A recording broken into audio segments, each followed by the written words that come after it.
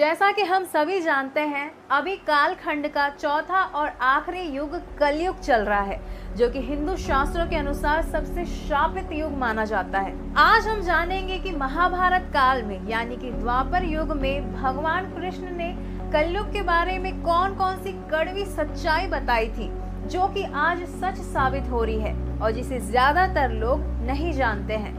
इसलिए इस वीडियो के अंत तक बने रहें ताकि आप भी ये जान सके कि श्री कृष्ण ने कलयुग के बारे में क्या क्या बातें कही थी।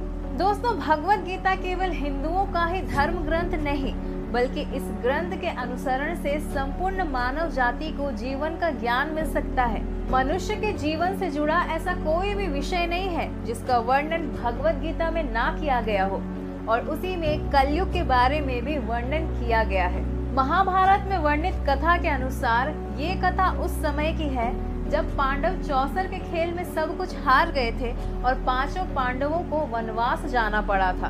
तब सभी पांडवों के मन में एक ही प्रश्न था जो वो श्री कृष्ण से पूछना चाहते थे। तब युधिष्ठिर ने श्री कृष्ण से पूछा कि जैसे कि अभी द्वापर युग समाप्त होने वाला है और इसके बाद कलयुग आएगा, तो कृपया करके हमें बताइए कि आखिर कलयुग कैसा होगा, कलयुग की चाल कैसे होगी और इस युग के मनुष्य कैसे होंगे। तब श्री कृष्ण ने पांडवों से कहा कि तुम सब भाई वन में जाओ और वहां जाकर तुम्हें क्या क्या दिखाई देता है वह सब आकर मुझे बताओ। उसके बाद ही मैं तुम सभी के प्रश्नों का जवाब दे पाऊंगा। उसके बाद पांचों पांडव वन में गए और पांचों भाइयों ने वन में जो देखा उसे देखकर वो हैरान हो गए और उनके होश उड़ गए। शाम को वापस आकर उन्होंने श्री कृष्ण को एक एक करके बताया कि उन्होंने वन में क्या देखा। युधिष्ठिर ने सबसे पहले बताया कि जब हम पांचों भाई वन में गए तब हम अलग अलग दिशा में प्रस्थान कर गए।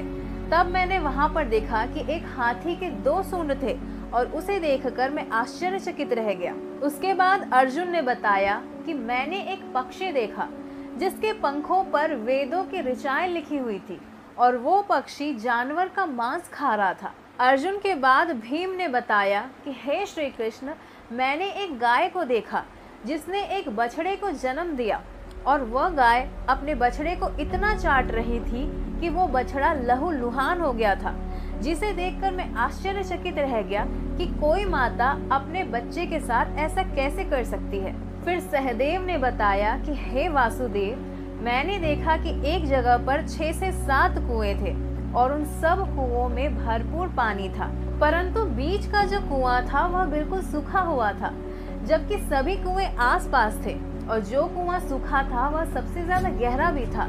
तब मैं हैरान रह गया कि ऐसा कैसे हो सकता है। आखिर में नकुल ने बताया कि जब मैं वन में भ्रमण कर रहा था तब मैंने देखा कि एक पहाड़ से एक बड़ी चट्टान नीचे गिर रही थी और उस चट्टान के रास्ते पर जो भी बड़े बड़े पेड़ आ रहे थे उन्हें वो तोड़कर आगे बढ़ती जा रही थी। कोई भी वृक्ष उसे रोक नहीं सका।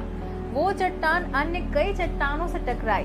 अंत में वो चट्टान एक छोटे से पौधे से टकराकर रुक गई।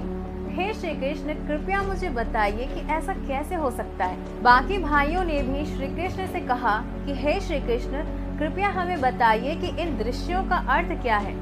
तब श्री कृष्ण ने युधिष्ठिर से कहा कि हे धर्मराज, आपने 2 सूंड वाले हाथी को देखा था। इसका अर्थ ये है कि कलयुग में ऐसे मनुष्य होंगे जो बोलेंगे कुछ और करेंगे कुछ और। कलयुग में ऐसे शासक होंगे जो जनता का पूरी तरह से शोषण करेंगे। उनके मन में तो कुछ और होगा, लेकिन वो दिखावे के लिए कुछ और करेंगे। उनके मन में आम जनता के लिए कोई भी कदर नहीं रहेगी और वो बस दिखावे के ही शासक रहेंगे। फिर श्री कृष्ण ने अर्जुन से कहा कि हे धनंजय, जैसा कि आपने बताया कि एक पक्षी के पंखों पर वेदों की ऋचाएं लिखी हुई थी और वो जानवर का मांस खा रहा था, इसका अर्थ ये है कि कलयुग में ऐसे मनुष्य होंगे जो बड़े ही ज्ञानी कहलाएंगे, लेकिन उनके आचरण राक्षसों वाले होंगे। कलयुग में कोई कितना भी बड़ा पंडित और ज्ञानी क्यों ना हो, उनके मन में हमेशा यही रहेगा कि कब कोई मरे और उसकी सारी संपत्ति उनके नाम हो जाए। कलयुग के सभी मनुष्य अत्यंत लालची और धन के लोभी होंगे। उनके पास कितना भी ज्ञान क्यों ना हो, लेकिन उनकी सोच हमेशा छोटी ही रहेगी। कलयुग में हर जाति धर्म के लोग ये सोचेंगे कि कब कोई व्यक्ति अपने पद से हटे और उस पद पर वो विराजमान हो जाए। कलयुग के ज्यादातर लोग ऐसे ही होंगे और कोई ही होगा जो संत पुरुष कहलाएगा। उसके बाद श्री कृष्ण ने भीम से कहा कि हे गदाधर, जैसा कि आपने देखा कि एक गाय अपने बछड़े को इतना चाट रही थी कि वो लहूलुहान हो गया था। इसका अर्थ यह है कि कलयुग में माताएं अपने बच्चों को इतना प्यार करेंगी, उन पर अपनी इतनी ममता बरसाएंगी कि बच्चे अपने बारे में सोच ही नहीं पाएंगे और मोह माया में बर्बाद हो जाएंगे। जब किसी और का बेटा साधु बनेगा तब सब दर्शन के लिए जाएंगे, परंतु जब उनका खुद का बेटा साधु बनना चाहेगा तो सब रोएंगे कि उनके बेटे का क्या होगा। कलयुग में लोग अपने बच्चों को मोह माया और परिवार में इस तरह से बांध कर रखेंगे कि वो वहीं सिमट के रह जाएगा और अंत में अनाथ होकर मरेगा।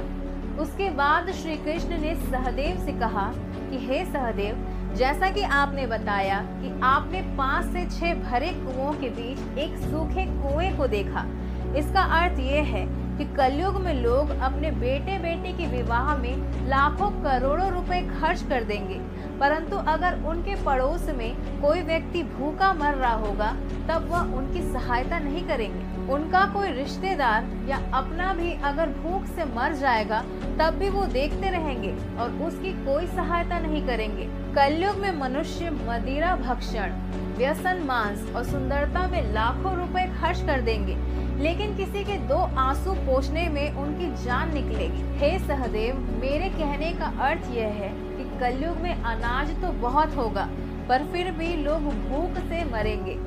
बड़े बड़े बंगले और घरों में लोग रहेंगे पर पास में ही झोपड़े में लोग भूख से मरेंगे। एक ही समय पर असमानता चरम पर होगी। आखिर में श्री कृष्ण ने नकुल से कहा कि हे नकुल, जैसा कि आपने बताया, एक बड़ी चट्टान पहाड़ से गिरते समय बड़े बड़े वृक्षों को तोड़ते हुए आगे बढ़ती गई, परंतु एक छोटे से पौधे ने उस बड़ी चट्टान को रोक दिया।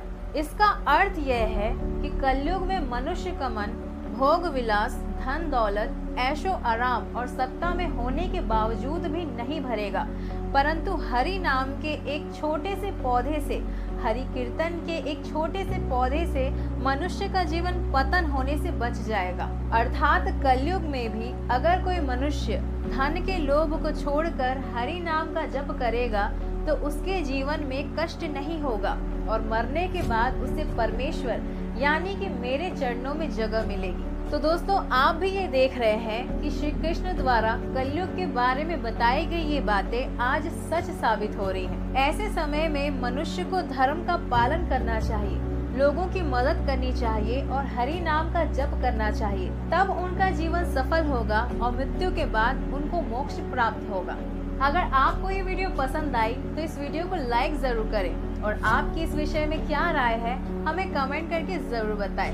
अगर आप हमारे चैनल में नए हैं तो चैनल को सब्सक्राइब जरूर करें ऐसी और वीडियोस देखने के लिए। तो मिलते हैं अगले वीडियो में।